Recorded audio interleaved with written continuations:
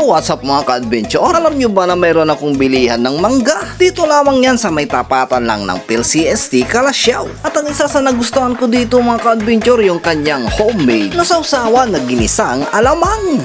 Grabe talaga namang binabalik-balikan ko dahil quality yung kanyang sausawan. Manamis-namis na mayroong kunting anghang. Minsan makikita mo rin siya sa may tabi ng 7-Eleven Calasiao at sa may tapatan ng Robinsons Mall Calasiao. I-support lang natin mga ka-adventure yung ganitong mga small business sa ating mga lugar dahil sa bawat bili mo, mayroong kang pamilyang natutulungan.